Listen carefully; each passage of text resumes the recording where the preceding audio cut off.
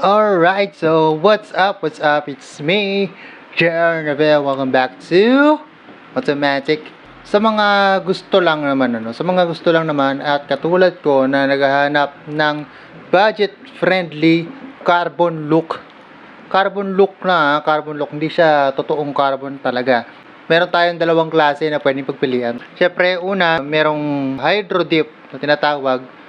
Pangalawa, meron tayong wrap or yung pinabalot ba. As in vinyl na sticker, babulutan yung fairings mo. Kung fairings yung ipapakarbon mo. At nauna tayo sa pinaka-actual.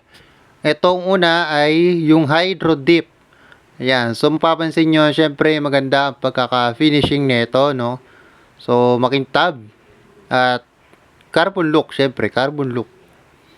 Ito naman ang vinyl or yung sticker o wrap or yung nakabalot niya. Yan, medyo kita yung mga flaws, may mga hindi masyado naidikit dyan. Dahil tayo lang ang nagkabit nito, tayo lang ang nagdikit. Sa likod naman, ito yung hydro dip, syempre hindi siya original.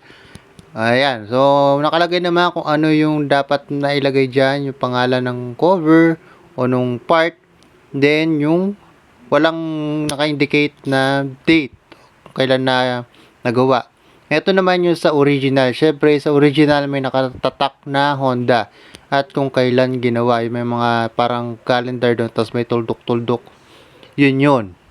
At ito naman yung hydro dip na top cover. Yung maliit na V sa harapan ng Honda Click. Ayan. So, maganda rin naman pagkaka-finish. Dahil sobrang kitab na ito sa personal. At syempre, ito yung vinyl o yung wrap na carbon fiber look. O, ganun din, tayo rin ang nag-wrap nito. Medyo YouTube lang. Yung sa likuran ng hydro dip, yan, ganun din. Wala rin nakalagay kung kailang ginawa, pero may pangalan. Wala lang tatak ng Honda. Yun lang syempre dahil hindi niya siya original. Pero dito sa isa, yung syempre yung stock natin, meron yan. So, yun lang din naman. Ngayon, pakita natin side by side. Yan, yung vinyl at yung hydro dip. Yan, kayo na lang tumingin kung ano yung mas trip nyo, no? Kasi sabi ko nga kanina, di ba? Kanya-kanya tayo ng trip, kanya-kanyang mata yan.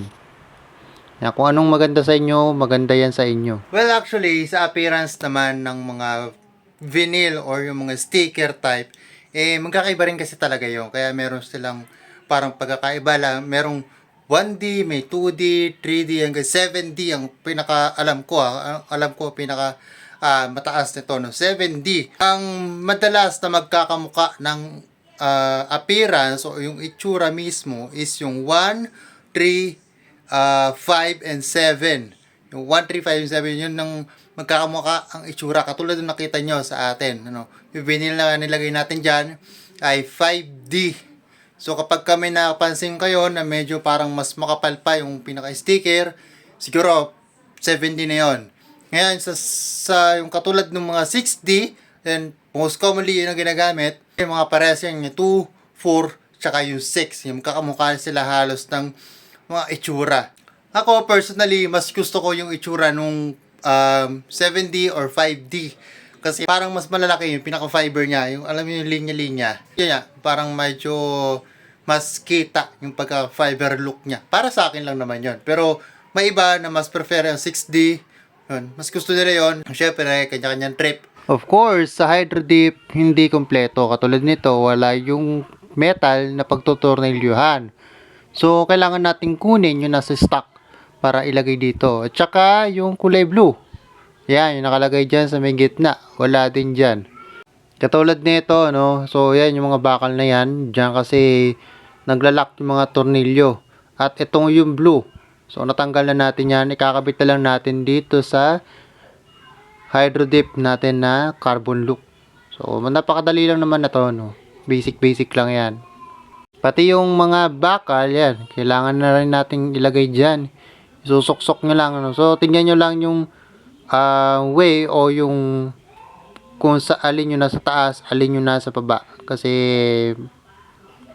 uumbok ko yun kasi nakaumbok yung ilalim na yan.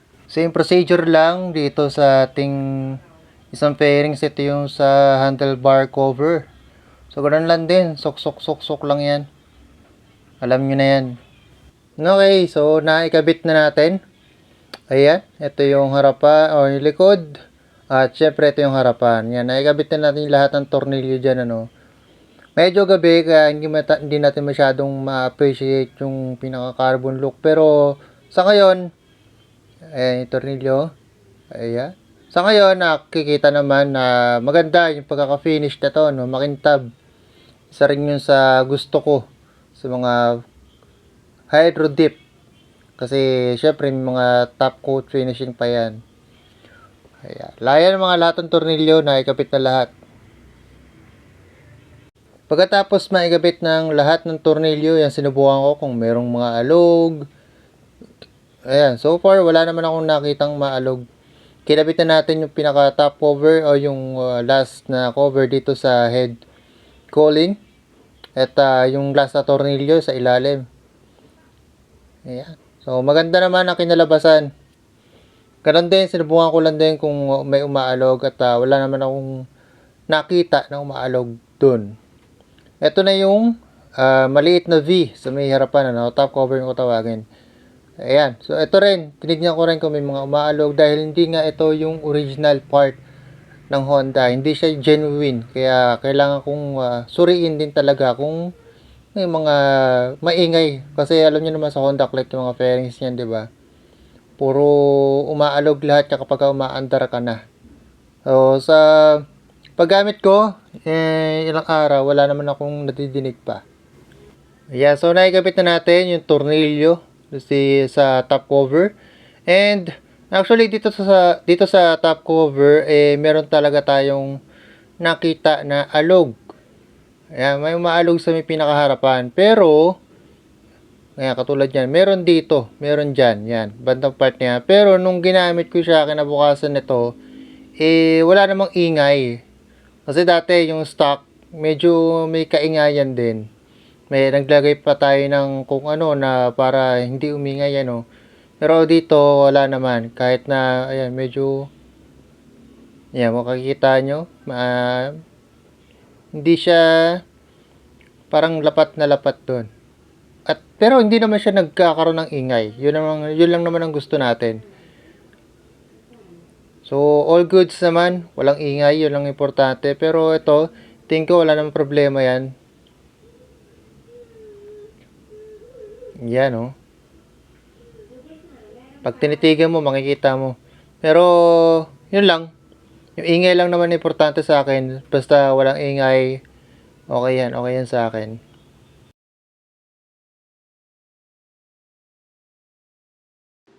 Insight lang, sa akin lang naman to.